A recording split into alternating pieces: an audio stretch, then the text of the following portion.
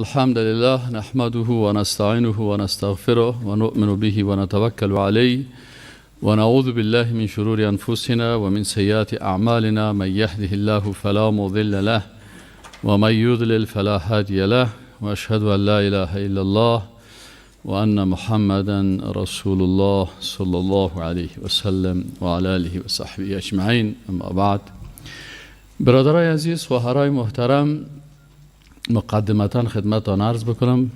یک روزی رسول الله صلی الله علیه و سلم برای صحابه گفت که در آخر زمان یا در وقتی که ما و شما هستیم، این آخر زمان است. گفت کسایی می باشه پیدا میشه که یک شخص اجر 50 نفر می داشته باشه، یعنی یک مسلمان برش اجر 50 مسلمان داده میشه.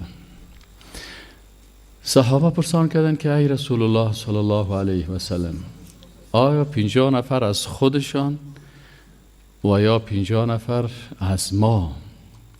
رسول الله صلی الله علیه و سلم گفت که 50 نفر از شما. یعنی در آخر زمان، در وقتی که ما و شما قرار داریم، اگر در این وقت کس ایمان خود و عقیده خود و توحید خود حفظ بکنه، بر از این اجر 50 صحابی داده میشه. تصور که با یک نفر اجر ابوبکر صدیق، عمر فاروق، اگر میل بر ما کس بگه که بر تو هم اجر کوچکترین صحابه داده میشه، چقدر خوشحال میشم. کوچکترین صحابه اگر اجرش بر ما داده شد، کاش که از یک تابعی داده شد، کاش که از یک تابعی اجرش داده شد. لکن رسول الله صلی الله علیه و سلم میگه 50 صحابی 50 صحابی اجرش داده میشه. چرا؟ چرا صحابه چقدر زحمت کشیدن، چقدر سختی کشیدن؟ به خاطر ازی که در آخر زمان فتنه ها به اندازه زیاد میشه که حفظ کردن ایمان بر یک مسلمان بسیار سخت میشه. یصبح المرء مؤمنا و یمسی کافرا. صبح مسلمان میباشه، دیگر کافر میشه. در یک روز دیگر مسلمان میباشه، صبح کافر میشه. در این شرایط حفظ کردن ایمان بسیار سخت است. اونو کسی که باز در اون شرایط سخت، چرا سخت است؟ به خاطر چرا صبح مسلمان میشه دیگر کافر میشه؟ به خاطر ازی که ما و شما می درس میخوانیم، نه عبادت های فکری را خواندیم. یک فکر اسلامی 100 فکر کفری است. یک چینل اسلامی 100 چینل کفری است. از این خاطر چی هست؟ راه را مردم گم کردن. بسیاری کسا را بینی راهش از پیشش گم است، حق نمیفهمن. اللهم الا کسی را که الله متعال نجات بده و اخلاص داشته باشه و واقعا عقیده توحید خود در تمام بخشایش حفظ کنه. ما و شما دیروز خواندیم که آیات قرآن عظیم‌شان در مورد رد فسادهای فکری. اولش خواندیم که امراض فکری حس پرستی را قرآن عظیم‌شان رد کرد. دومش خواندیم که آیات قرآن مرض فکری و اعتقادی عقل پرستی را رد کرد. چرا کسایی که عقل پرستی کردن، مسلمان بودن، پیشتر که مثلا جناب دکتر صاحب درس داد اینجا و گفت که فرقه های پیدا شد به نام معتزله، آمدن در بین مردم فتنه ها را ایجاد کردن، علما را در زندان انداختن. خودش بدعتکار، همیشه عادت بدعتکار چی هست که دیگرها را بدعتکار میگن. چون خودش شیطان میگه از زناکار کرده بدعتکار خوش داره. ابلیس کی را زیاد خوش داره؟ بدعتکاره. چرا؟ به خاطر ازی بدعتکار خوش داره که او کسی که زناکار است و شراب خور است و گناهکار است، او خود تواضع داره، عاجزی داره، پیش خود میفهمه من خود گناهکار هستم، پیش الله عاجزی میکنه، والله من گناهکار هستم، این یک گناه خطرناکه که الله مرا ببخشه، عفو بکنه. این در عذر و عاجزی و دهی است که من باید توبه کنم.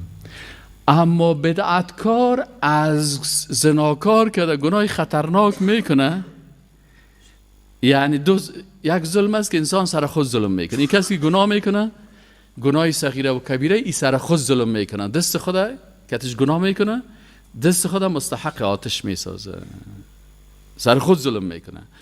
اما بدعتکار سر الله و سر رسول تهمت میکنه.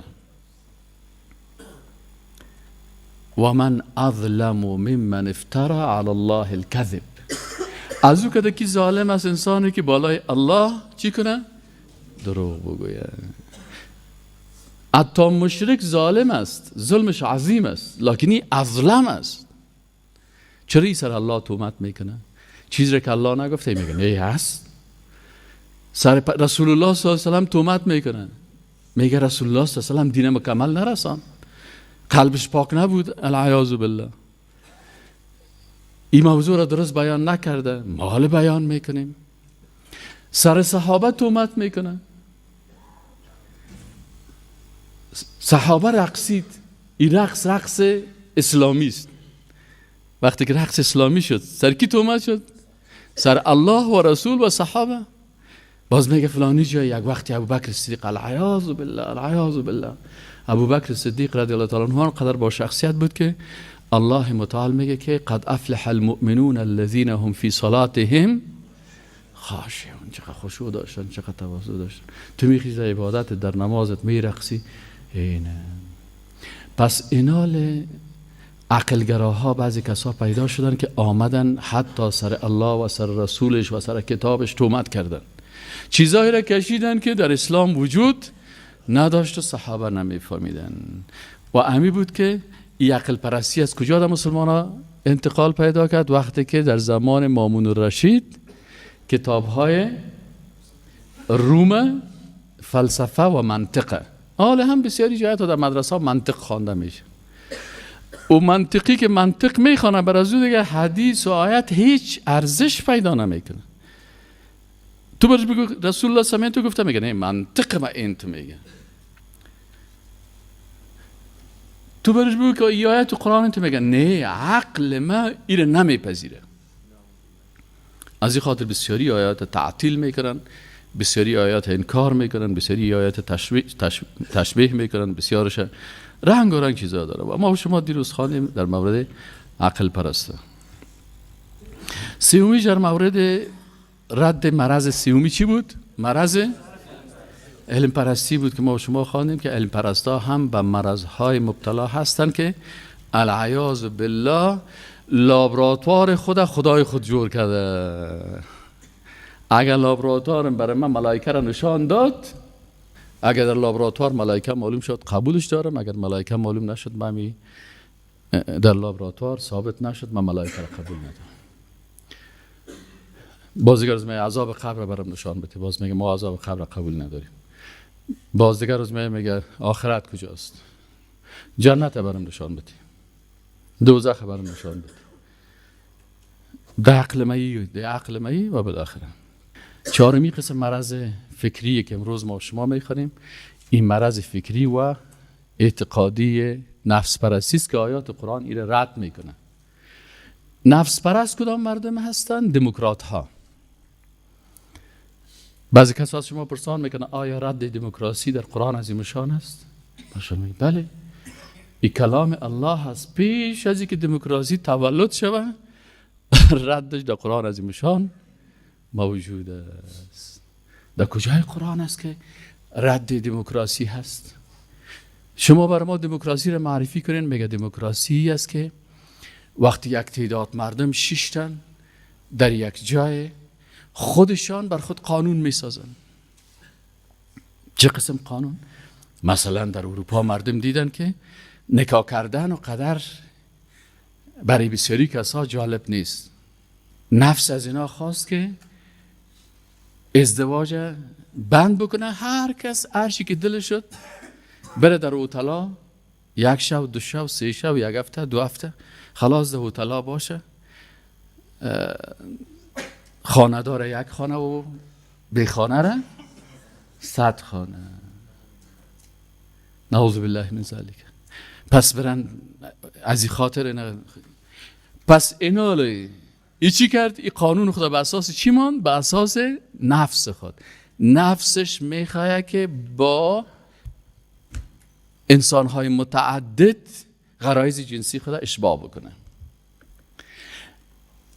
اخلاق گفتن معیار نیست.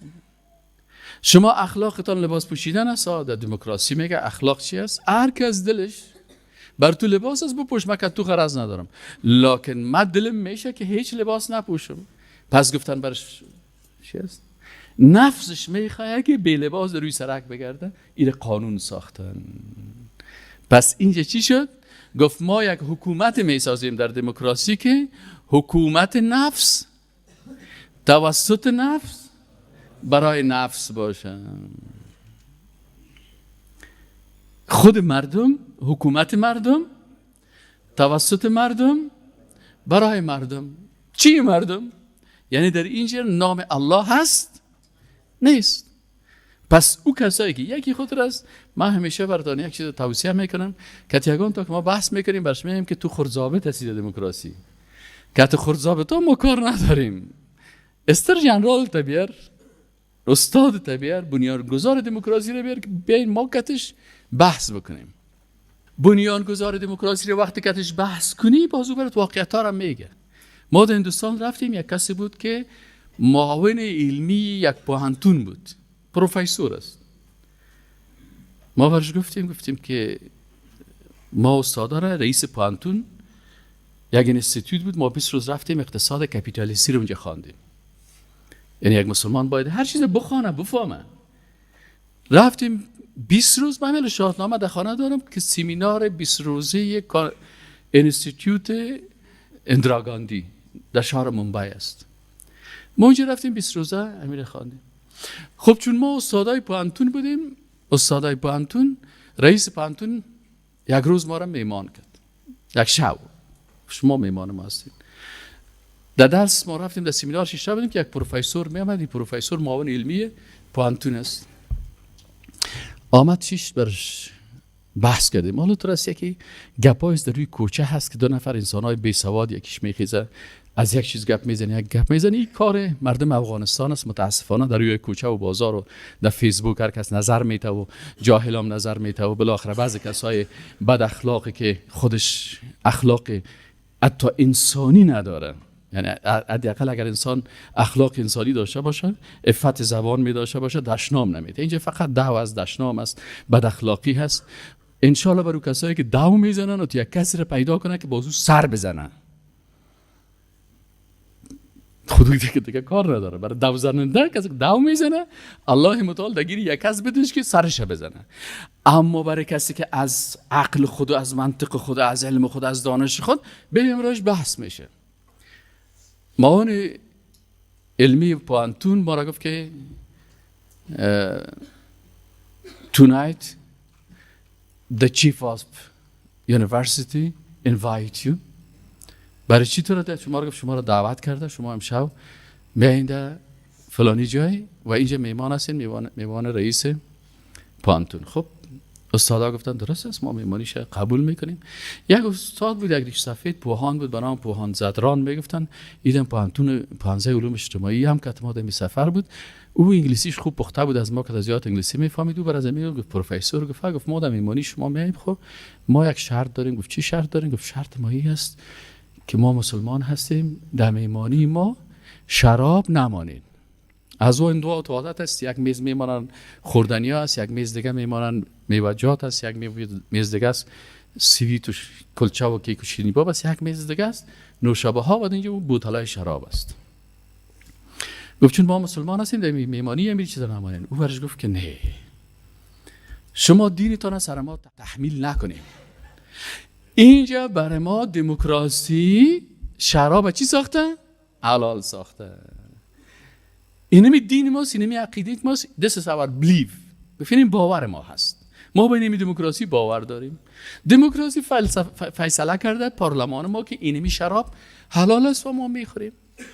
اگر تو نمیخوری دلت نخو، اما ما سر میز میاریم میمانیم. چرا میشه؟ کسی باشه که بخوای شراب بخوره؟ تو چرا تحمیل میکنی سر ما دینته؟ پس اونجا ما فهمیدیم که دموکراسی دین است. چی است؟ دین است. قانونش چی جور میکنه؟ نفس. نفس جور میکنه. از این خاطر در کشورهای دموکراسی که شما برین، هر چیزی که نفسشان خواست اونمون قانونی میسازن. وقتی که قانونی شد باز کس مخالفت کرده نمیتونه.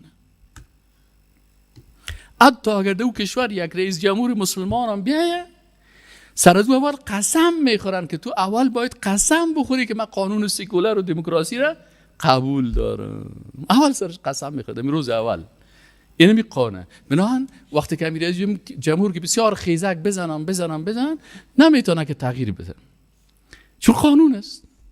این مثلا شبانه در ترکیه 50,000 دختر ترکی کت خارجی ها زنا میکنن و رئیس جمهورش هم کی است؟ تمام روز چیخ میزنه که من چی هستم؟ مسلمان هستم.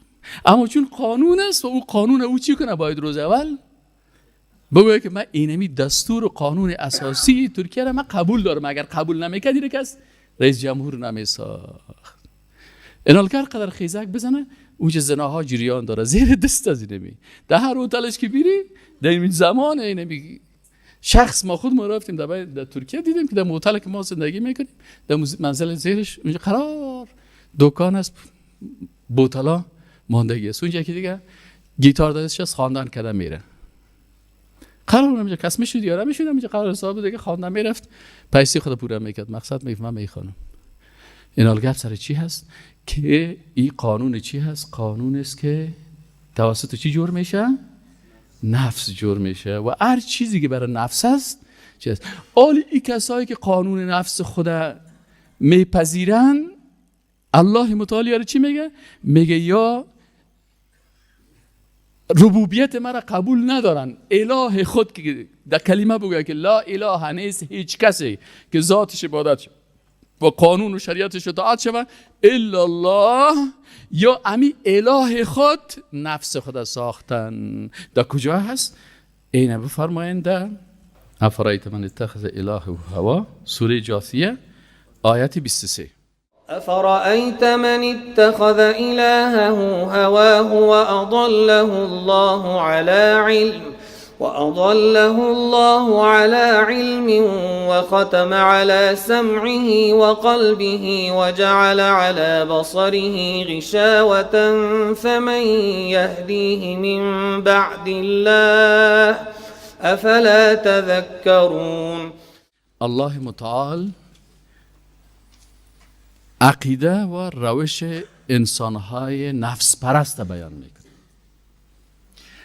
الله متعال میگه اعوذ بالله من الشیطان الرجیم افرأیت، آیا ندیدی ای رسول الله صلی الله علیه و سلم، من کسی را که اتخذ گرفته هست الهه، سکن اینجا اله یعنی کسی را که ذاتش باید عبادت شوه و قانونش چی شوه؟ اطاعت شوه. کی را معبود خود گرفته؟ هوا. هوا چی را میگن؟ هوای نفس، خواسته های نفس، خواهشات نفسی. این چی خود ساخته؟ معبود خود ساخته که او برش شریعت و قانون بسازه، او برش تشریع بکنه. و اضله الله علی علم، این گمراه ساخته الله با وجودی که علم داره. بسیار خود پروفیسور و بسیار خود ماستر و دکتر و لیسانس و فامیده میگیره، لکن با وجود ازی چی شده میادم؟ گمراه شده. و ختم، چون ای منهج و راه الله را، کتاب الله و سنت رسول الله را قبول نداره، الله متعال میگه و ختم علی سمعه و قلبه، و الله مهر نهاده بر گوشهایش و بر قلبش. این چه قسم؟ آل گوشش گوش نیست که حق بشنوه. وقتی که تو برش آیت قرآن بخونی این چی میکنه؟ دشنام میده، مسخرگی میکنه، توهین میکنه، تحقیر میکنه، بد میگه تو را، مجلس خوشش نمیه. آل تو آیت قرآن میخونی، آلی آیت قرآن است، حداقل خیر است، من خوشت نمیم، قوانین من خوشت نمیه، صدقی سرت هیچ از مرا نشنو، خودت ببر. اگر تو مسلمان هستی قرآن شریف پیش رویت بان و خودت با عقل خود فکر کن. لکن الله متعال میگه نه، این کسایی هستن که الله متعال اینا را گمراه کردن و بالای چشمایشان و قلبشان چی گذاشته شدن؟ مهر. همین مهر چی وقت گذاشته میشه؟ مهر در اول خود گذاشته نمیشه. وقتی که کاغذ شما برای یک نفر میارین، یک کاغذ برش میاری، بازور میگه امیر صاحب، مدیر صاحب عمومی امیر یک مهر کو، باز این مدیر صاحب این ورق در اینجاش مهر نمیکنن. در کجا مهر میکنن؟ در آخرش. چرا؟ چون کل قلب ازی وقتی که یک انسان جنایت میکنه، هر گناه انسان یک نقطه سیاه در قلب ازی پیدا میکنه. وقتی که توبه کرد این نقطه پاک میشه. اگر ای توبه نکرد این نقطه چی میشه؟ گناه دیگه کرد، یک نقطه دیگه، گناه دیگه نقطه. بالاخره شیطان آیسته آیسته نقطه های ریز زیاد میکنه و نقطه های زیر کلان ساخته میره. بالاخره اول در صغایر مبتلاش میکنه، باز در گناه کبیره، بعد از او در شرک و بالاخره در کفر و ارتداد. بالاخره بیخی قرآن و دین یاره کلش نمیپذیره و کت الله دشمنی خود اعلان میکنه. وقتی که کت الله دشمنی خود اعلان کرد، الله ذات غنی هست، در می قلب ازی یک مهر دیگر هم میزنه. کلا بل ران علی قلوبهم ما کانوا یکسبون. چرا قلبای از اینا مهر زده شد و سیاه شد؟ به خاطر که خودشان دشمنی خود اعلان کردن. و ختم علی ایره بر ما و شما میگه که خب کفر خود قصدن داره دیگه. ولی تو چرا خود جگر خون میکنیم؟ و ختم علی سمعه، به چشمش و قلبش و قلبی و قلبش، و جعل علی بصره غشاوه، و در چشم ازی یک پرده نابینایی معنوی کفری. هیچ وقت حق نمیبینه، هیچ وقت قرآن هم نمیبینه، آیت نمیبینه. بسیاری وقتا شاید یگان طرف ببینه یک 20 دفعه قرآن ختم کردم تو بر راست تیر شده، لکن این آیت هیچ فکرش نشده، هیچ سهل نمیکنه. فمن یهدیه، الله متعال میگه شما جگرخونی میکنین که والا فلانی نفر بیدین شد، فلانی کافر شد، فلانی چطور شد. فمن یهدیه من بعد الله، بعد از الله کی نمیتونه هدایت بکنه؟ الله برش قرآن گذاشت، یک نعمت. پیغمبر فرستاد، دیگر نعمت. احادیث رسول الله صلی الله علیه و سلم برازی هست، دیگر نعمت. علما و دعوتگرا مثل مزدور برای تو کار میکنه، شب تمام شب، روز تمام روز، و میاد برای تو بدون پیسه و بدون معاش. گردنتون بسته کدام روز از پیش شما کسی به خاطر درس خواندن تفسیر 1 روپیه گرفته از پیش تقاضا کرده؟ خلاص ما مزدورایتان هستیم، ما مزدورای قرآن هستیم، ما مزدورای الله هستیم، ما چپرازی های دین الله هستیم. الله ما رو نمیخوایم قبول کنه در چپرازیگری خود، قبول بکنه. فقط اینو میخوایم که یا الله تو قبول بکنی. جنرالی نمیخوایم، چپراسیگری الله را میخوایم. وقتی کل چیز نعمت ها را الله برای تو فرستاد و کل چیزش، ایناله الله متعال میگه فمن یهدی، پس کی را هدایت کنه من بعد الله، بعد از الله. این دشمنی خدا که الله اعلان کرده، کتاب الله را قبول نمیکنن، سنت رسول الله صلی الله علیه و سلم قبول نمیکنن، پس کی هدایت میکنه؟ افلا تذکرون، شما چرا به یاد نمیبرید؟ استدلال از اینا همیشه چی هست؟ انسانای نفس پرست. همیشه انسانای نفس پرست شیطان میگه که چی میگه؟ برشان میگه که ما هی الا حیاتنا الدنیا نموت و نحیا، اینمی هیچ دیگه چیز نیست. و قالو و میفتن 14 قرن پیش هم میگه پیشان بود عالم چی هست؟ اینه که مردیم خلاص گلم ما جمع از دیگه. اینمی زندگی که از زندگی دنیاست. میگه میگه یاره که من بیا چطور کنیم که دنیا چی هست؟ چه خلاوده است. وقتی که دنیا دروز است، همین دروزه، کار کن، شراب نخو، زنا نکن، توبه بکش، دنیا دروز است. لکن بسیاری که اصلا زبانش یک قسم است، عملش دیگر قسم است. این حال چیست؟ و قالوا ما هی الا حیاتنا الدنیا. دلیلی از اینا فقط اینمی هست که میگیم دنیا کس نیست چیز مگر نمی زندگی دنیا است. خلاص نمیشه است. نموت و نحیا، زنده میشیم میمیریم. و ما یهلکنا الا الدهر، ما را نمیکشم. کی میکشه؟ اینمی طبیعت، العیاذ بالله، می طبیعت معبود خود ساخته. این طبیعت میگه خدا شرمنده. من که قدر زور میداشتم که کسی را بکشم، طبیعت چی است؟ مثلا کو، زمین، این طبیعت است. میگه اگه من زور بیداشم کس را بکشم، تو را میمونم در سر من خاک انداز جور کنی؟ تو را میمونم سر حیوانات سوار شده پشت حیوانات سر من بگرده، که میامدی تا که میشیشتی در سر من از امو زیر زمینی برده تو یک چو خود میکردم که دلت از زندگی سیاه میکردم. من خواهد همه چیز نمیه تابعه هستم میشنه سرکی چقدر بیعقل هسته. و ما یهلکنا الا الدهر و ما لهم بذلک من علم. الله متعال میگه اینا در این باره علم ندارن، دروغ میگن، خدا عالم و پروفیسور تراش میکنن. این هم الا یظنون، یادتشان چی است؟ فقط گمان کرده میرن. کل زندگی خود در چی تیر میکنن؟ در گمان تیر میکنن. این هست صفت چی است؟ الله متعال در آیت دیگه قرآن در سوره محمد آیت 14 أفمن كان على بينة من ربه كمن زين له سوء عمله واتبعوا أهواءهم. سيكون الله متعال مقایسه میکنه بین انسانهایی که پیرو کتاب الله و سنت رسول الله صلی الله علیه و سلم است و کسانی که پیرو نفس خود است. کسی که معبودش الله است و کسی که معبودش نفسش است. افمن کان علی بینه، آیا کسی که باشه با دلیل و استدلال. این دلیل و استدلال از کجا پیدا کرده؟ از خود، از حس خود، از نفس خود؟ نه، من ربی. این استدلال ها را از کجا یاد گرفته؟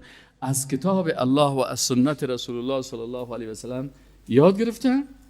آیا امی انسان که من زین له سوء عمله مساوی هست با کسی دیگی که زشتی های عملش برای زینت داده شده؟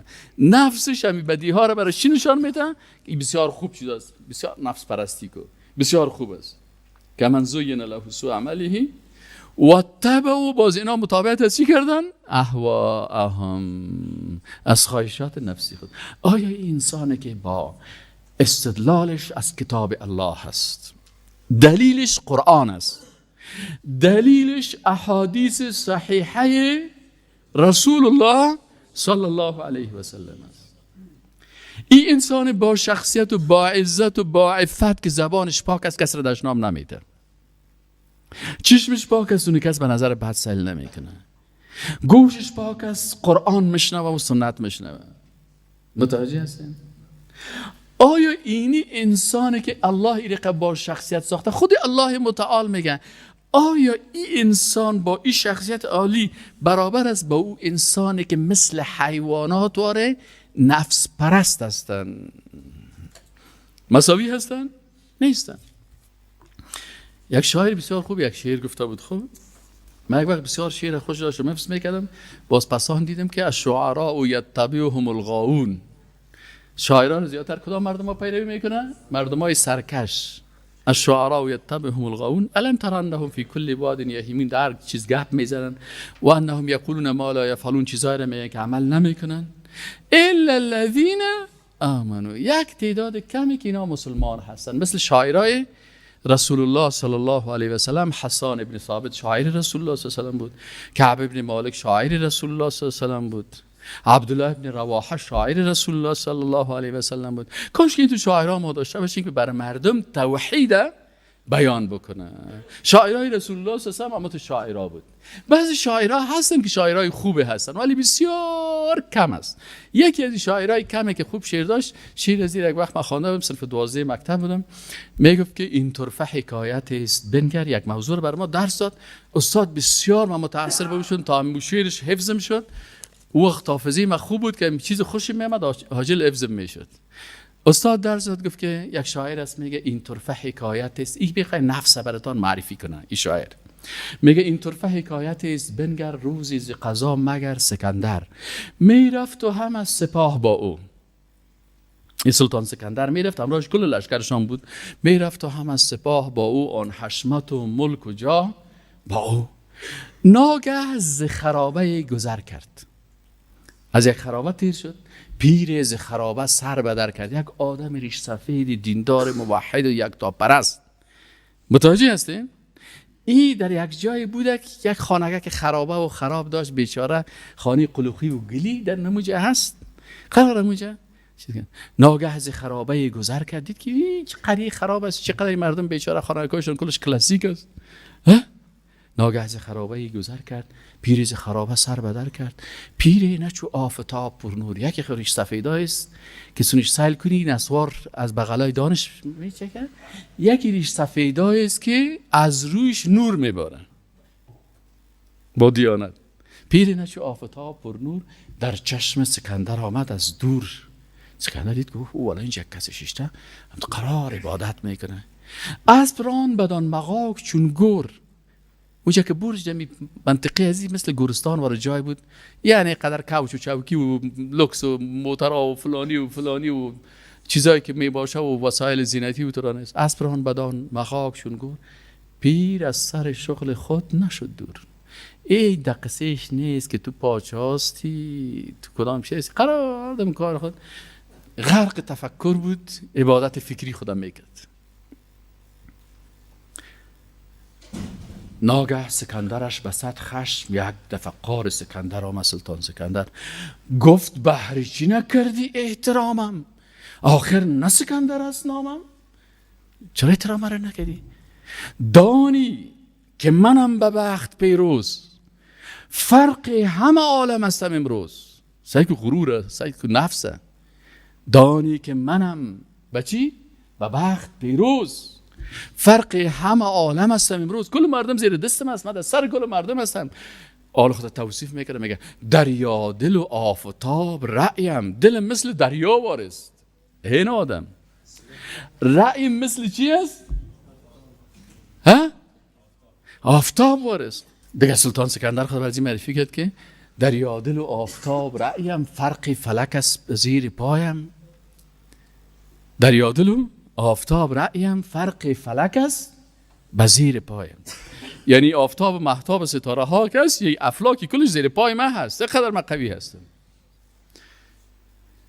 پیر از سر شغل بانگ برزد.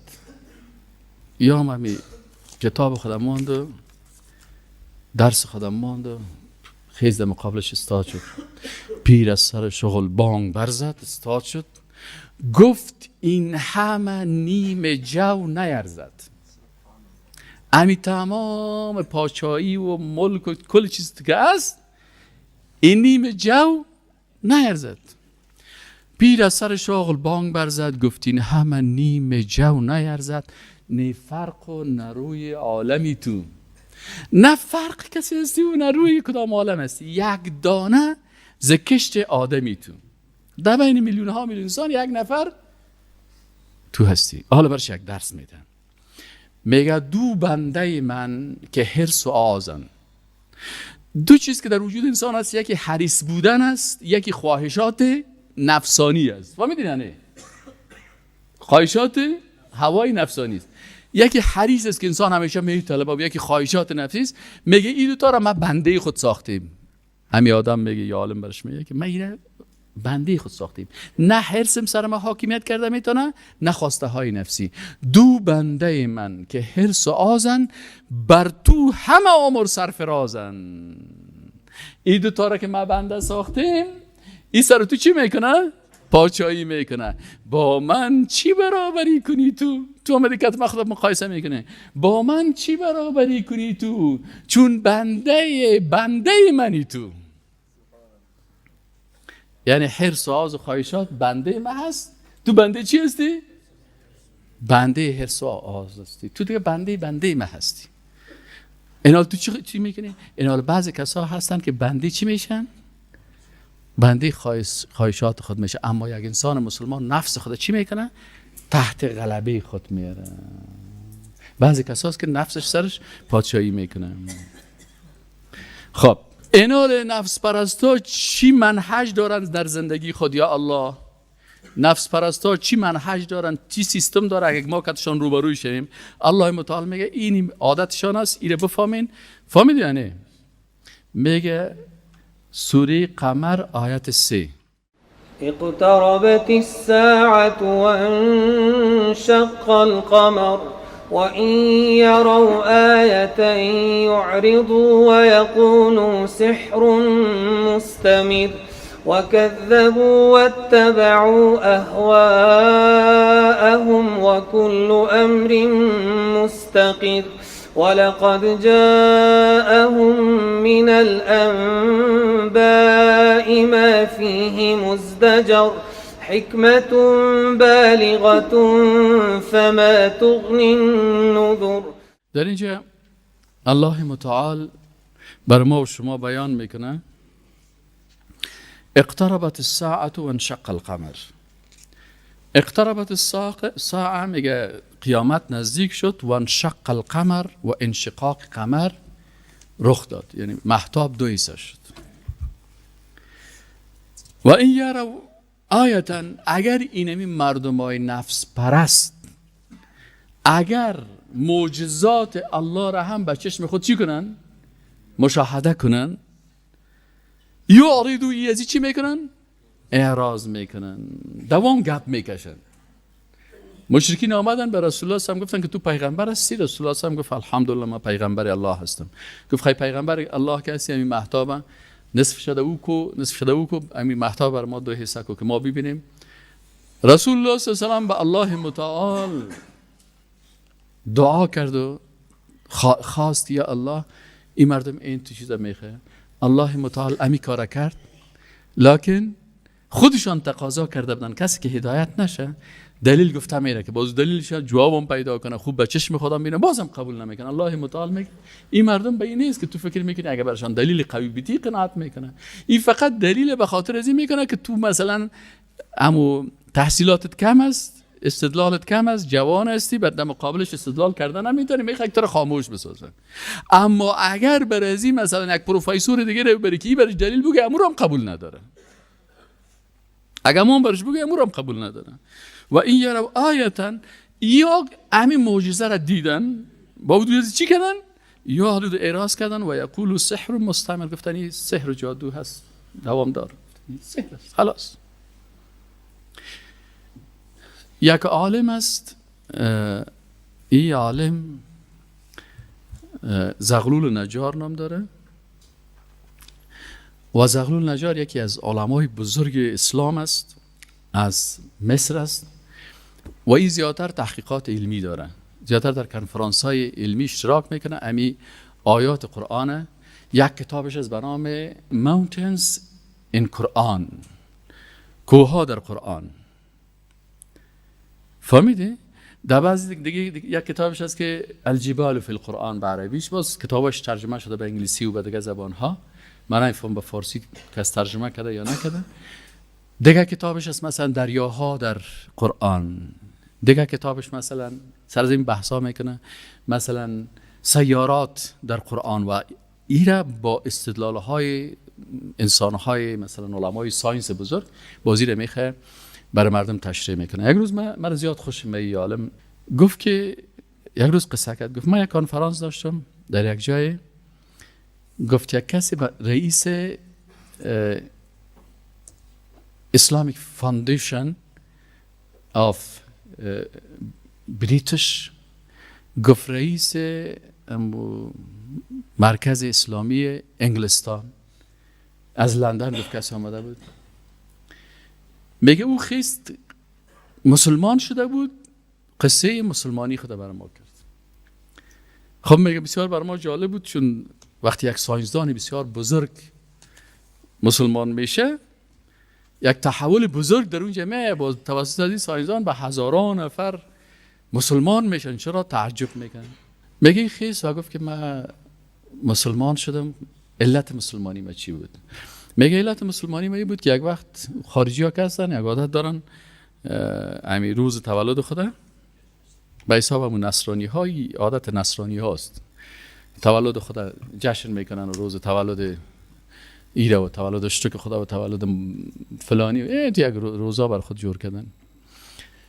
میگه من همت یک میمانی داشتم، خب میگه یک مسلمان هم دعوت کردم، رفیقایم بودم، گفت همکارای ما بود، میگه از او هم دعوت کردم که بیایه. میگه اون مسلمانه که آمد در مجلس ما، او یک هدفمند بود، روی یک هدف آمده بود. هدفش چی بود؟ هدف مسلمان واقعی همیشه ای است که یک گناهکار و یک بیدینه به طرف دین الله دعوت بکنه. وظیفه‌ش نیست دعوت بکنه، اصلاح شود. میگی مسلمان میگه یک وقت مجلس ما ختم شد، خب میمانا رفتن و میمانی ختم شد. من هم فهمیدم دیگه که سالگردش بود هر چی بود، خب مقصد گفت که میمانی بود دیگه، والله اعلم. گفت میمانی ما ختم شد و حالا من رفتم در اتاقم دیگه، همین توفه ها دیگه هر کس کارده بریم یا دیگه یک دانه باز میکنم و خوانده میرم. مثلا بعضی کس ها شک کردن چی است. میگه یک وقتی یک توفه را باز کردم که حالا سهل میکنن که ترجمه انگلیسی قرآن شریف است. همین مسلمان قرآن شریف تو ترجمه انگلیسیشه خوبم تو در کاغذ توفه تاب داده و برای من نوشته کرده. توفه برش گفته که بهترین توفه که در زندگی من است، همین توفه رو من برای خودت دادم، امیدوار هستم که بخوانی. میگه من همین قرآن شریف سعی کردم که کتاب است، چون در غرب گفت بسیار نزد پیغمبر صلی الله علیه و آله قرآن زیاد تبلیغات شده. گفت میگه من که خواندم که اقتربت الساعه و انشق القمر. اینجا نشته کرده که the day of judgment is near and the moon is چطورکایی انشقاق شد، دشق شد. میگه وقتی که من خواندم، میگه من کتاب گرفتم قاط کردم و قرار بردمش دمی بین الماری ماندم، هم انداختم. این چی میگه؟ مهتاب کجا و انشقاق مهتاب کجا و دو توته شدن مهتاب کجا و ایره ساینس هیچ نمیپذیره. سگونه ساینسی رو رد میکنه اون مهتاب ما رفتیم سعی کردیم دیدیم اینترست کجا مهتاب دو توته شده؟ کی میگه به این آیت تا بیار از نگاه ساینس ثابت کن. میگه من میره انداختم و بالاخره همین قسم بودم. خب الله متعال میگه سنوریهم آیاتنا فی الآفاق و فی انفسهم حتی یتبین لهم انه الحق. الله میگه ما دلایل قدرت خود در آسمانان برشان نشان میدیم، در وجود خودشان هم نشان میدیم. خب میگه چند وقت تیر شد، یک روز که من شیشتیم تلویزیون هم تو بی بی سی رو میگه گرفتیم، قرار یک برنامه رو سهل میکنیم، برنامه ساینسی هست یا مصاحبه دارن همراه چند نفر از کیهان نوردان. همراه از این مصاحبه است. میگه این نطاق برنامه بر از این کیهان نوردان گفت که شما در زمین مردم چقدر مشکلات داره و شما چندین میلیون دلار هم میگیرین و مصرف میکنین، بالاخره میرین به آسمان و میخواین برین به فضا دیگه، آسمان خود رفتن نمیتونن، در فضا میرین و بالاخره میخواین که سیارات رو کشف کنین و برین اینجا. چرا این پولتون که مصرف کنین مشکل فقر با زور نابرش گفت که نه که ما در اونجا میریم بازی بسیار فایده های اقتصادی است و گفتمی رو تشریح میکردن. باز میگه امی کیهان نوردا یکی از گپایی که گفتن گفتی هست که ما وقتی که این دفعه به کیهان اینجا رفتیم در اطراف مهتاب یک خط دیدیم. مهتاب رفتیم یک خط دیدیم، بین از این تو خط است. سر از این میگه تحقیق کردیم. وقتی که تحقیق کردیم بر ما ثابت شد که یک وقتی این مهتاب دو توته شده و دوباره به هم چی شده؟ وصل شده. حال خب مردم نمیفهمن. همین سابق کسایی که در سنشان کلان است در پشتای دروازه مردم ها می آمدن میفتن چینی هایتان شکسته باشه ما او را چی میکنیم؟ پتره میگفتن. پتره میگه این همین مهتاب مثل کاسه چینی که شکسته باشه او را پس پتره کرده باشین نصب کرده باشین لکن همون خطش میمانه. میگه این خط معلوم میشه. میگه من یک دفعه خیزم سر تلویزیون که یا چی میگن چند میلیارد دلاری مردم مصرف میکنه به خاطر که یک حقیقت قرآنی رو ثابت کنن. این گپ در قرآن گفته شده بود. میگه من به هیجان افتادم. بالاخره میگه رفتم پس قرآن آواز کردم که اقتربت الساعة و انشق القمر و ان يروا آیة یعرضوا و یقولوا سحر مستمر و کذبوا و اتبعوا اهواءهم. این کسایی که این حقیقت علمی رو رد میکنن یا کسایی هستن که از چی پیروی میکنن؟ از خواهشات نفسی خود. دیگه از این خاطر چی است؟ اینه میگه من فوراً پالیدم. برای من مسلمان ها گفتن که بله پیغمبر ما که محمد رسول الله صلی الله علیه و سلم است، از پیش شما یک تقاضا شده بود در وقت ازی و این میگه بالاخره امی حادثه در این تاریخ در فلانی کو، در فلانی جای، در فلانی منطقه شد و مهتاب 2 حصه شد و بالاخره پس یک جای شد و این آیت قرآن که از شان نزولش اینمی هست. بعد از اون میگه من دیدم که اوه این کتاب نیست، چیز دیگر است. فهمیدی؟ وقتی که آمدم دیگه که حالا میخوانم، یک خواندنی مردم هست که بینگ بینگ بینگ بینگ بینگ خوانده برو، نیتش پیسه هست، یک 4 روپیه او پیسه پیدا کرده، او دیگه شب نیتش در مجلس آمده، او که میخوانه به خاطر پیسه میخوانه، او که میشنوه به خاطر پلو میشنوه. صحیح نه؟ اردویشون است. ولی میگه وقتی که ما آمدم باهی که تمام امکانات پول و همه چیز دارم، هدایت ندارم، که اینجا آمدم خواندم که ای خالق متعال میگه الف لام میم ذالک الکتاب، این کتابی که پیش شما هست اول اینقدر کتاب قوی است که لا ریب فیه، دو هیچ شک نیست. من نمیاله که پوهانوال هم هستم، نه استاد پوهنتون و چندین سال تدریس کردیم، امیالم که کتاب نشته کنم در اولش میگم بیادرها ببخشین اگر کدام غلطی باشه باز غلطی من اصلاح کنین. اما این یگانه کتاب است که چی میگه؟ زور بزن، پروفسور هستی، عرب هستی، خوب معلقات میخوایم، شاعر هستی و ای هستی، ذالک الکتاب لا ریب فیه هدی للمتقین. این کتاب چیست؟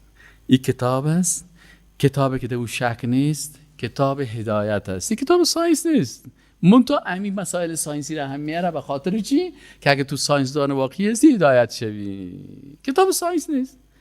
اما اقتربت الساعه و انشق القمر گفت به خاطر ازی که اگر تو واقعا چی هستی هدن، این کتاب هدایت است. برای کی هدایت میشه؟ برای متقی که هست که این فکر خود از نجاسات فکری چی کرده باشه؟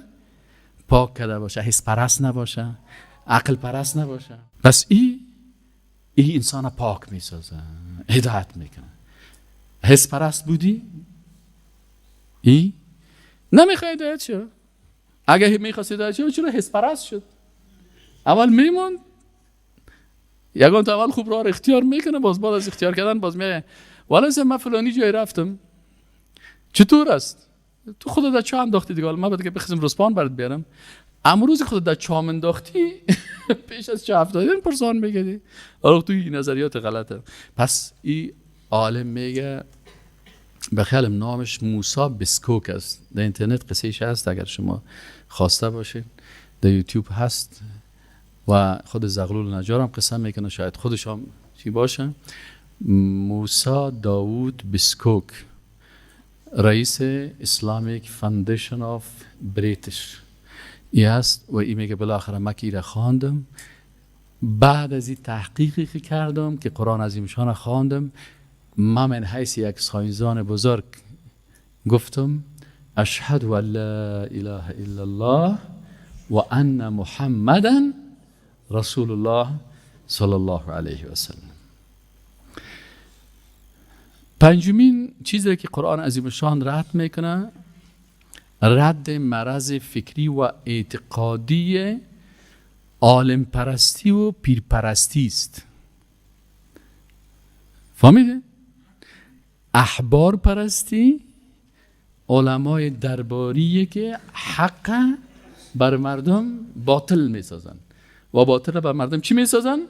حق میسازن. بعضی کسا یارم پرستش میکنه، این قرآن رد میکنه. آیا هست؟ میگه بله هست. بعضی کسا هست میگه والا اینمی شخص من پذیرفته اینمی عالم است، اینمی بزرگ است، اینمی راهنمای است، اینمی مرشد است، اینمی پیر است، اینمی همه چیز است، اینمی اگر حق هم گفت مکتزمی هستم، اگر باطل هم گفت مکتزمی هستم. الله رد میکنه این نظریه رو، میگه این کار انسانای جاهل میکنن. هیچ عالم و هیچ پیر معیار نیست. معیار چی است؟ کتاب الله و سنت صحیحه رسول الله صلی الله علیه و سلم. تا زمانی که یک عالم مطابق کتاب الله و سنت رسول الله صلی الله علیه و سلم عمل میکرد، عمل میکنی. روزی که از این گشت تو هم از پیشش رویت دور بتی. عمر رضی الله تعالی عنه وقتی که خلیفه مسلمانات این شد، آمد برای مردم گفت مردم در اینجا بسیار صحابه شیشته و تابعین شیشته، 100,000 نفر و بیشتر شاید باشد. در مجلس عمر رضی الله عنه برای کل مردم بیانیه میت. اولین بیانیه خدا بعد از اینکه خلیفه مسلمانان تعیین شده برای مردم گفت مردم اگر ما مطابق کتاب الله و سنت رسول الله صلی الله علیه و سلم عمل کردم، شما از ما چی کنین؟ اطاعت کنین. اگر مخالفت کردم از ما اطاعت نکنین، مرا راهنمایی کنین. یک شخص از بین از این مجلس خیست، چون او وقت عمر نفر نداشت، ابوبکر نفر نداشت که تقسیم باشه که این نفرای عمر است و اینیش نفرای ابوبکر صدیق است و اینیش نفرای علی است و این نفر. او وقت دیگه پا نبود، کلش نفرای کی بودن؟ نفرای الله بودن.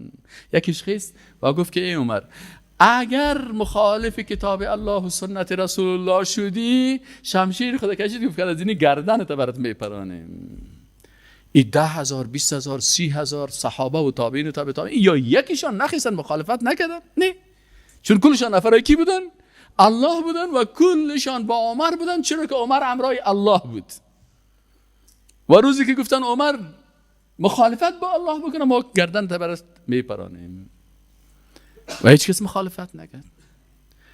اما بعضی کسایی که باز احبار پرست و رهبان پرست است، در یک مجلس یک مولوی بسیار بزرگ خیست، یک کسی را سرش انتقاد کرد، یک بادیگارد از او خیست برش گفت که این میال بوت من بردار میکنم در دانت میزنم که تو بخیزی رهبر ما را یا بزرگ ما را سرش انتقاد بکنیم. نیست، این قابل انتقاد نیست، این معصوم است، این از پیغمبر که رتبهش بلند است. نعوذ بالله من ذلک. اینال الله متعال ایره رد میکنه، میگه که او امت رسول الله صلی الله علیه و سلم، ای کسایی که شما قرآن عظیم شان میخوانین و میخواین که فکرتان مطابق قرآن بسازین. اونو مردمایی که در یهود و نصارا بودن، وقتی که عالم پرستی و پیر پرستی کردن، احبار گفتیم که علما را میگن و رهبان چی را میگن؟ اما گوشنشینا و پیرهای خودن. وقتی که اونا را پرستش کردن و قانون ضد شریعت الله ساختن، اونا از اینا پیروی کردن، اونا چی شدن؟ او عالم و او پیر معبود خود قرار داد. در کجا هستی گپ استادیره؟ ما نشیدیم. بفرمایید سوره توبه آیه 31 باز کنین ببینید که الله متعال خود قرآن خود کلام الله هست. الله میگه میگه یا نمیگه؟ اتخذوا احبارهم ورهبانهم أربابا من دون الله والمسيح ابن مريم وما أمروا إلا ليعبدوا إلها واحدا لا إله إلا هو سبحانه عما يشركون. یعنی ببین الله متعال میگه که این یهودیا و نصرانیا چه وقت کافر شدن؟ زمانی کافر شدن که اتخذو گرفتن احبارهم علمای خدا، نه علمای ربانی و حقیقی، بلکه علمای دروغیه که اینا کتاب الله که تورات بود او را تحریف میکردن و سنت های موسی علیه السلام تحریف میکردن. این احبار و رهبانهم او راهبا و گوشنشینا و پارساهایی که یا چی کردن؟ کتاب الله که انجیل بود او را تحریف کردن، سخنای عیسی علیه السلام تحریف کردن و آمدن خواسته های نفس خود سر از اینا چی کردن؟ تحمیل کردن. وقتی اینا از امی قسم مردم ها پیروی کردن، یا در حقیقت یا را چی گرفتن؟ اتخذو گرفتن احبارهم و رهبانهم. الله میگه یا را رب خود گرفتن. ارباب جمع چی است؟ رب. یا چندین رب بر خود گرفتن. ای ارباب من دون الله، بغیر از الله، کسایی را رب خود گرفتن که او بغیر از الله است. همچنان یا آمدن به اساس عقیده حلول، گفتن که العیاذ بالله الله در عیسی مسیح داخل شده.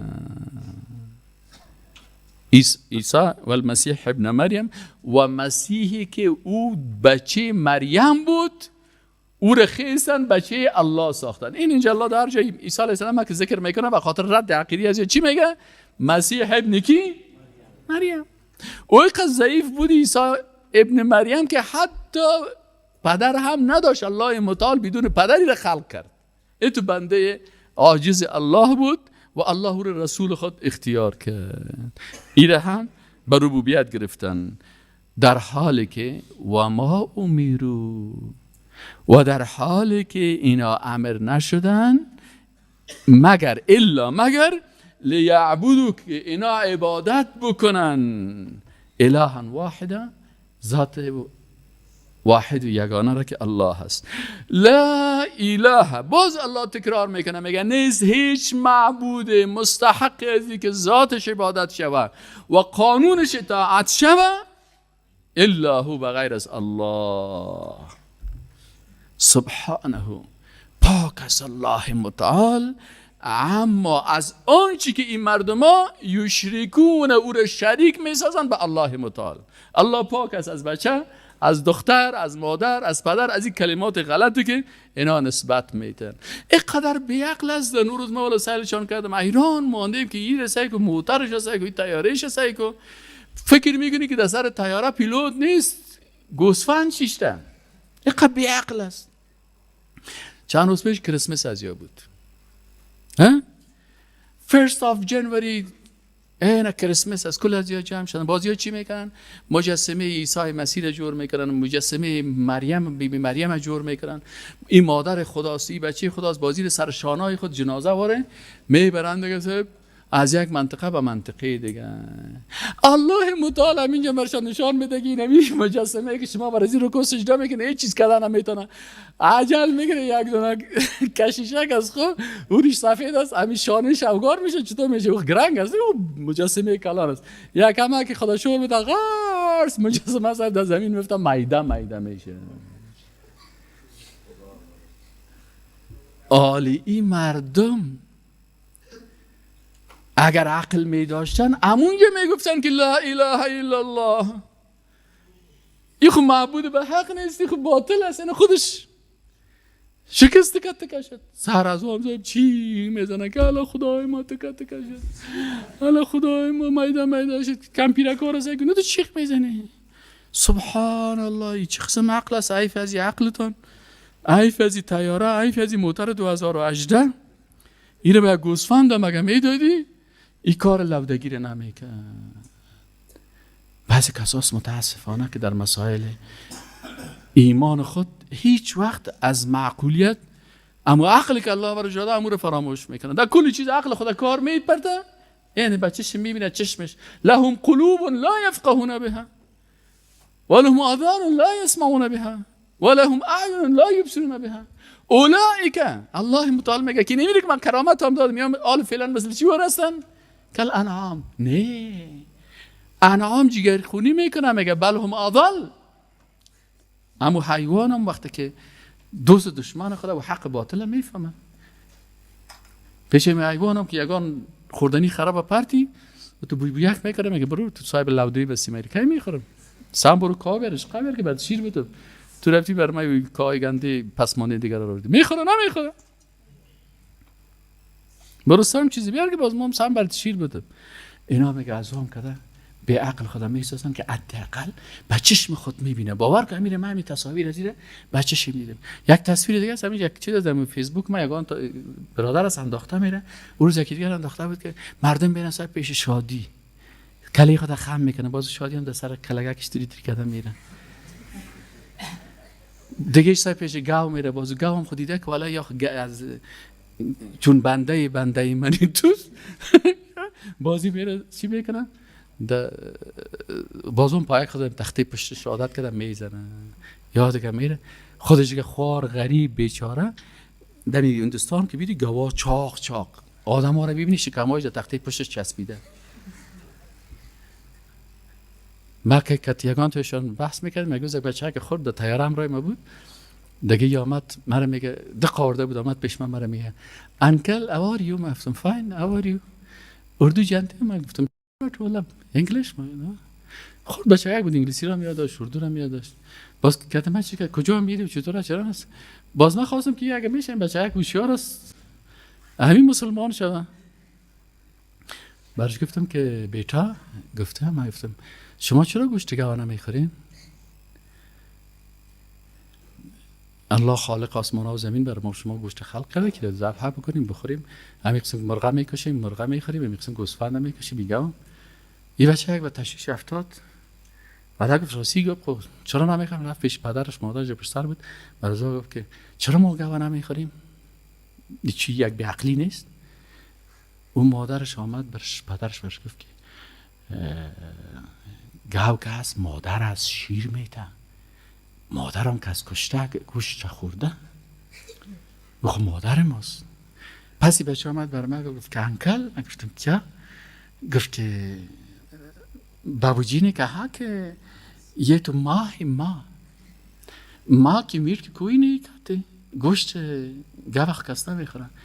ما گفتم نرش بخو بابته.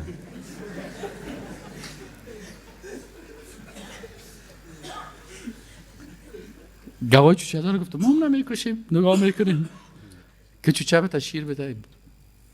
پدرش گفتم برو از پدرت پرسان که بگال او مادرم است، ولی دیگهش پدرم است که نخورمش، اینو بخورید. یک رفت اونجا بردکه بعد گفت که بیٹو من دیگه نرو پیش تو که عقیدت خراب میکنن. چطور میکنن؟ چرا میکنن؟ این حالا الله متعال چی میگه؟ میگه اتخذوا گرفتنی مردم کی را؟ احبار خدا و رهبان خدا و راهبای خدا ارباب من دون الله و المسیح ابن مریم و ما امروا الا لیعبدوا الها واحدا لا اله الا هو سبحانه عما یشرکون. چرا اینایی کار کردن یا الله؟ میگه یریدون ان یطفئوا نور الله بافواههم. یا از این مولای درباری دلار پرست پیسه پرست از این پیروی میکنن، از این پیرای شکم پرست پیروی میکنن. به خاطر چی؟ به خاطر که احبار و رهبان و پیروایشان میخواین که نور الله را با زبانهای خود بند بکنن. یریدون ان یطفئوا نور الله بافواههم و یأبی الله الا ان یتم نوره. لکن الله ابا میورزه مگر این که نور خدا چی کنه؟ تکمیل بکنه. در هر عصر برای هر فرعون یک موسی هست، برای هر باطل پرست یک حق پرست هست، برای در مقابل هر دروغو یک کس راستگو هست، در مقابل هر احبار و رهبان یک عالم ربانی هست که کتاب الله و سنت رسول الله صلی الله علیه و سلم بیان میکنه. و در قصه مرگ هم نمی باشه، به خاطر ازی که مرگ چی هست؟ الموت یأتی بغتة، مرگ ناگهان میه. ازی که بعد از مرگ رسوا باشی، شرمنده باشی، اول ملائکه بیای زنجیرها رو در گردنت پرته که ای عالم خبیثه که تو به نام عالم دین مردم عقیده غلط دادی، ای پیر خبیثه که به خاطر نفس خود جوانا را منحرف ساختی، به این خاطر آل دیگه خذوه فغلوه ثم الجحیم صلوه ثم فی سلسلة ذرعها 70 ذراعا فاسلکوه انه کان لا یؤمن بالله العظیم. زنجیر بسته میشه، زنجیرهای آتشی در دان از این عالم انداخته میشه و الله متعال برش میگه خذوه، بگیرین اینا را، فغلوه، خوب اینا را در زنجیرها در دست و کمر و پای و گردنش پرتین، ثم الجحیم صلوه، بازی رو ببرین در آتش دوزخ پرتین. چرا؟ ای به خاطر با این نام و لقبی که داشت جوانا را بازی میداد. انه کان لا یؤمن بالله العظیم. الله متعال از حالت انسان حفظ بکنه که الله متعال با انه کان لا یؤمن بالله العظیم ولا یحض علی طعام المسکین. و مردم به طعام دادن مسکین تشویق نمیکرد. به نام یتیم و فقیر و مسکین پیسه میگرفت، مردم سر از اعتماد میکرد، ای باز پیسه از در جیب خود منداخت و ای از پیسه ازی بر خود موتر میخرید، بر ازی میخرید. الله عزیز یریدون ان یطفئوا نور الله بافواههم. اینا میخواهند که نور الله را، کتاب الله را با دانهای باطل خود نور الله را خاموش بسازن. یطفئوا از اطفایه گرفته شده. اطفایه چی میکنه؟ اما خاموش بگه. یا میخواین که نور الله را، این کلام الله نور است که در قلب کس داخل شد، قلب از رو منور میسازن. میخواین که این با دهانهای گنده خود نور الله را خاموش بسازن. و یأبی الله الا ان یتم نوره، لکن الله با میورزه مگر ای که نور خود تکمیل میکنه. ولو کره الکافرون، اگر چی کافرای را چی کنن؟ بد ببینن. هو الذی ارسل رسوله بالهدى، الله تو ذات مهربان است که فرستاد رسول خدا به خاطر چی؟ به خاطر هدایت. و دین الحق، و این رسول خدا برای چی فرستاد؟ به خاطر دین حق. لیظهره علی الدین کله، تا این آشکار بسازه و غالب بسازه بر تمام ادیان باطلی که هر کس از دل خود ساخته. ولو کره المشرکون، اگرچه این مشرکا ایره بد ببینه، اگرچه مشرکین درس قرآن خوش نداشته باشن، اگرچه مشرکین درس صحیح بخاری و صحیح مسلم خوش نداشته باشن، لکن الله متعال دین خدا تکمیل میکنه. یا ایها الذین آمنوا، آل بر مؤمنا، وقتی که اصحاب رسول الله صلی الله علیه و سلم یا ایها الذین آمنوا را میشنیدن، بسیار دقیق گوش میگرفتن که آل خادات کفار گفت، آل الله بر ما مؤمنین چی میگه؟ بر ما و شما مؤمنین الله میگه یا ایها الذین آمنوا، ای مؤمنا فکرتان باشه که ان کثیرا من الاحبار والرهبان، بسیاری از ملاهای درباری احبار یهود شکم پرست اینمی قسم مثل از احبار شکم پرست پیدا میشه. و رهبان و راهبایی که دروغ میگه که ما ترک دنیا کردیم، از کلی که دور کتش که بشینی شش غوری میخورن، یا چی هستن؟ عادتشان چی است؟ لیأکلون اموال الناس بالباطل، اینا میخورن مال مردم با باطل. اگر مناظره میکنه به خاطر که مال مردم در جیب ازی بفته، اگر بحث میکنه هدفش چی است؟ پیسه خوردن از بازی دادن مردم است که جیبای خدا پر بکنه و شکم خدا سیر بسازن. این الله متعال میگه ان کثیرا من الاحبار و رهبان لا یأکلون اموال الناس بالباطل، تنها به این مال خوردن مردم و حرام خوردن و خوردن مال یتیم و فقیر و مسکین و بیچاره که شکمای خدا کتا کتا ساخته دمی اکتفا میکنن. میگن یک عیب کلان دیگه ای که احبار و رهبان داره و چی است؟ و یسدون، سبحان الله، قرآن سه که چقدر خوب میگه و یسدون عن سبیل الله، دیگرها را هم از راه الله مانع میشه. اسکو فلانی درس نشینی، اسکو فلانی سیدی را گوش نگیری، اسکو فلانی کلیپ فلانی استاد را گوش نگیری، اسکو فلانی درس نری. خودش خود غم مال است. کاش که مالک خدا میخورد میموند که خودم میگه خودم خود نکردیم، بان خیر است، من ملامت، من در شکمک خود مصروف هستم، در ساعت خود ساعت متیر است، بان که دیگرها خود برن نمی کارا بکنن. و یسدون عن سبیل الله، بازیا مانع راه الله هم میشن. والذین، و کسانی که یکنزون الذهب والفضة، یا ذخیره میکنن چی را؟ طلا و نقره را. در فلانی بانک قپیسا داره، در فلانی بانک قپیسا داره، و طلا داره، و نقره داره. ولا ينفقونها فی سبیل الله، بازیر مصرف نمیکنن در راه الله. فبشرهم بعذاب علیم، الله میگه اینها را بشارت بده به چی؟ به عذاب بسیار دردناک. یوم یحمى علیها فی نار جهنم، میگه باز روزی که اینمیا توسط اینمی مال که ایره در راه الله مصرف نکردن در داده میشن، سوختانده میشن، مالش با آتش جور میشه در آتش جهنم، کتازی بازی ها در داده میشه. فتکوا بها جباههم، بازی ها چی میشه؟ میگه تکوا در زبان عربی کاویه، مکوا، اوتو را میگن. امی پیسگه که ازی چی جور میشه؟ اوتوی آتشی جور میشه. کجایش کتازی اوتو میشه؟ پیشانوی ازی. چرا پیشانوی خدا برای الله نمانده؟ فتکوا بها جباههم، پیشانیایشان، و جنوبهم، و بغلهایشان، پالوهایشان، و ظهورهم، و تختهای پشتشان. هذا ما کنستم لانفسکم، اینمی اوتوگه که آتشی که کتازی حال اوتو شده میرین، این اونمو اوتویی است که شما ایره ذخیره کرده بلین بر نفسایتان. فذوقوا ما کنتم تکنیزون، آل بچشین عذاب چیزی را که شما او را ذخیره میکردین. یکی از مفسرین قرآنی را بسیار خوبش توجیه میکنن، چی میگن؟ میگه وقتی که پیش از این شکم پرستا، تجارای شکم پرست پیسدار که از پیسه حرام دارن، انسان‌های شکم پرست و پیسدار که پیسه حرام جمع کردن پیش خود، میگه یا چی عادت دارن؟ 3 عادت دارن. از این خاطر الله 3 عذاب برشان گفت. بعضیشان عادت دارن که وقتی یک فقیر و یتیم و بیوه پیشش بیایه پیشانوی خودت ترش میکنه. باز که از این مال از این پیشانوی از این چی میشه؟ او تو میشه. و بعضی کسای دیگه است که روی خودی طرف دار میتود با بغل چی؟ برای چی اومدی؟ فقیر هستم، مسکین هستم، ماشاءالله سیفکت پر است، یک چیز کرده هستم بغل خود دار میتود. بازی ها که هست بغلایشان او تو میشه که تسمو پیسه شوی فهمیدی؟ آیت قرآن هم میگه سایی که خود فتوک و بها جنوب هم بغل هایشان و یک تعداد دیگه بیخی روی خود دور میتن. چی میکنه؟ روی خدا بیتی دار میده که من کته چیز وقت ندارم.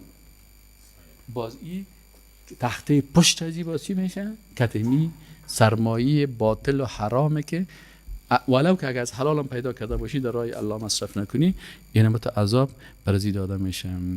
خب آیا امی احبار و رهبان مردم میگه بیا بر من سعی کنی یک گپی بسیار مهم است. آیا احبار و رهبان مردم میگه بیا بر من سجده کن؟ نه.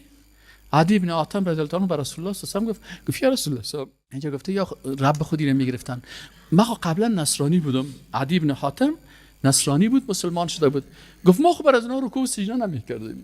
اون فکر میکرد تنها یک کس ربت میشه که تو بر از اون رکوع و سجده کنیم. رسول الله صلی الله علیه و آله گفت که وقتی حلال الله را حرام میکردن و حرام الله را برتان حلال میکردن شما از اونها اطاعت میکردین یا نمیکردین؟ گفت بله میکردیم. گفت این معنای رب گرفتن است. هر کسی را در قانونی که ضد شریعت الله باشه اطاعت کنی او را ربت گشتاندی. این از عادت چی است که الله متعال. عبدالله ابن عباس رضی الله عنهما که رسول الله صلی الله علیه و آله کرده که الله متعال ایرت مفسر قرآن بگردانه و تعویل برش یاد بده و فقیه دین باشه. این فقیه دین و مفسر قرآن چی میگن؟ میگه علمایشان آنان را امر نمیکردند که برایشان سجده کنند بلکه برایشان امر مینمودند ایره باید نشته کنید بیشتان بلکه برایشان امر مینمودند به نافرمانی الله از آنان اطاعت کنند. برشان میگفتن که هر چیزی که مخالف امر الله هست، چیزی که ما برتان گفتیم اینمی کارا بکنین. ابوالبختری میگه سأل رجل حذیفه، یک شخصی از صحابی مبارک پرسان کرد حذیفه رضی الله عنه فقال یا ابا عبدالله، برش گفت که پدر عبدالله ارایت قوله تعالی اتخذوا احبارهم و رهبانهم اربابا من دون الله، یا آیت قرآن گفت اکانوا یعبدونهم، یا اونا رو عبادت میکردن؟ قال لا نخیر، گفت عبادتشان نمیکردن، برای احبار و رهبان خود سجده و ترا نمیکردن. کانوا اذا احلوا لهم شیئا استحلوه، اگر یک حرام برشان حلال میگفتن بازی اطاعت از او میکردن. قانون الله یک چیز میگفت، قانونی که جور میکرد از زمین ای وقت برش میگفتن که این فلانی گفتن میگه خلاص اینه. و اذا حرموا علیهم شیئا حرموه، چیزی را که الله برشان او را حلال کرده بود ای احبار و رهبانشان او را حرام میکردن، اینا هم از او پیروی میکردن. الله متعال ما و شما را توفیق عمل نصیب بکنه که خدا از این امراض فکری نجات بدهیم. و السلام علیکم و رحمت الله.